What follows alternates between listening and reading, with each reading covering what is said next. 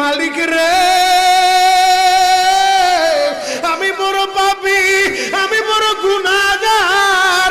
ও দয়ার আল্লাহ, আমি 10 বছর তোমার গোলামি করি নাই, আমি 20 বছর গোলামি করি নাই।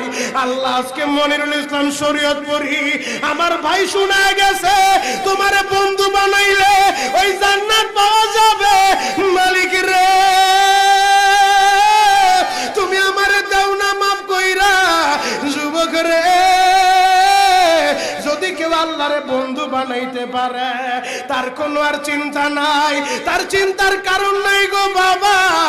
এ যুবক ভাইরা, দাড়ি পাকা বাবাজিরা, সবাই আমার দিকে একটা নজর তাকান।